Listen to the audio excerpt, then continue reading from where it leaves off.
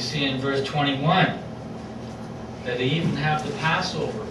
Now Jesus instituted a new covenant, which is the Lord's Supper. What do we follow? Do we follow the Passover? Do we follow the Lord's Supper? He said, eat of my body and drink of my blood. If you do not these things, ye have no life in you. So that is a requirement for us to have that life that He's going to transform and change us with. And we once a year at the same time, exactly as foreshadowed in the Passover, we partake of the Lamb.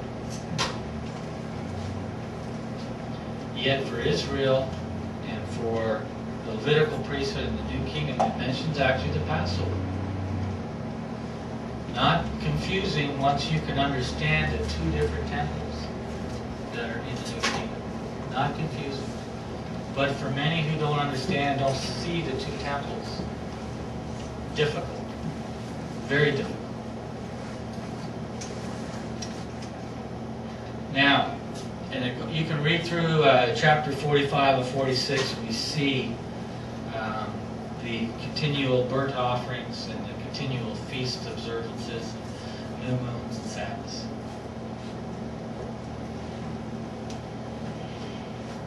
All the things that Colossians told us, commandments and ordinances, were nailed to His cross. All these things. Because, why? He fulfilled them.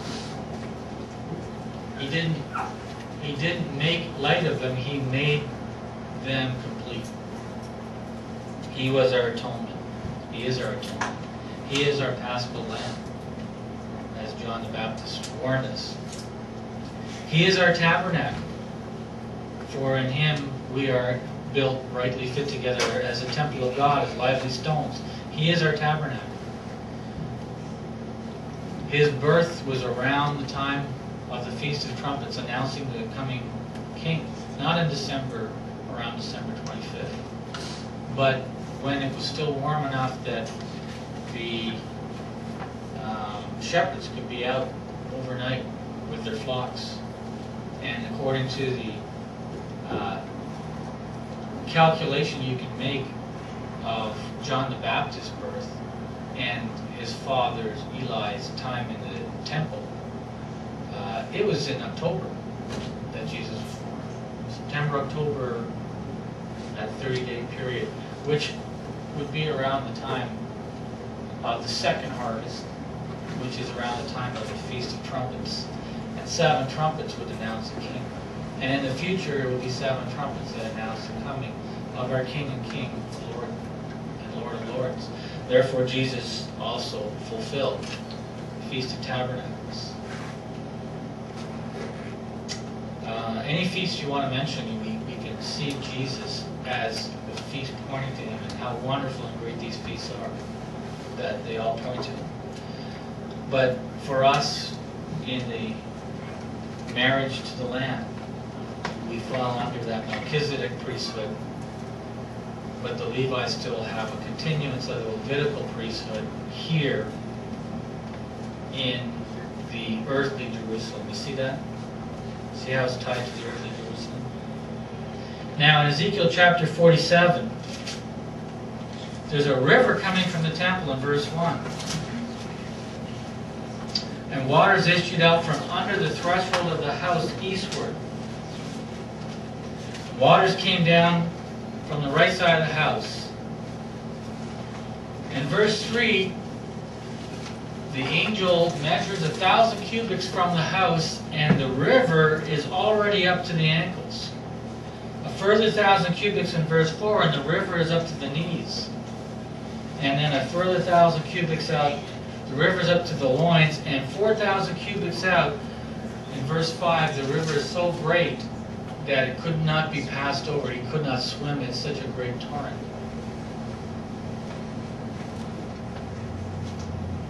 That sound like a familiar river?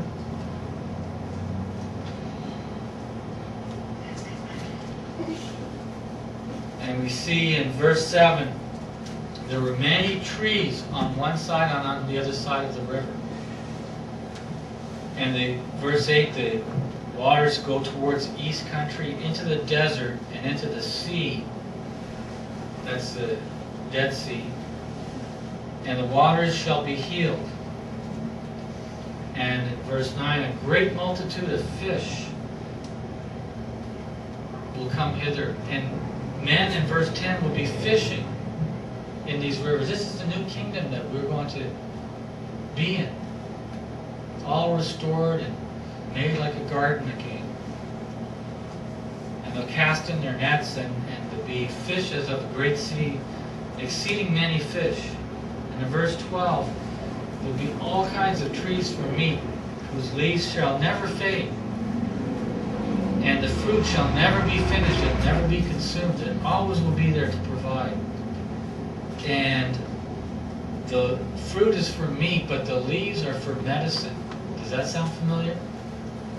That these leaves become medicine for the healing of all the nations.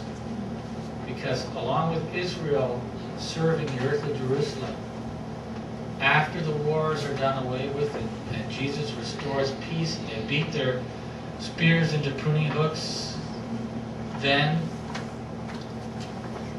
he will have this river of life and these trees with leaves to go out and heal the nations. This is the future. This is coming. This is all spelled out for us.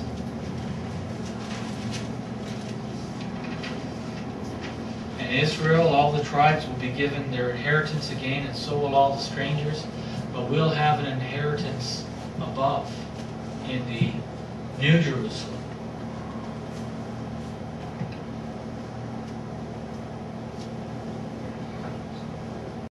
Isaiah 66, verse 1 and 2.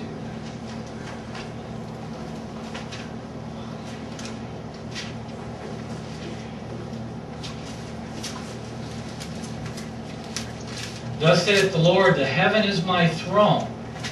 That is where Jesus' throne will be, in the heavenly New Jerusalem. And the earth is my footstool. And that is where his feet will be, in the earthly Jerusalem. Where is the house that ye shall build unto me, and where is the place of my rest? So Jesus will have his throne in heaven and his footstool on the earth. And there we have the two parts, the two temples, where his seeing place and rulership is over the whole earth from the New Jerusalem, and yet he may have his feet touch down on the earthly Jerusalem, where the Israelites and Levites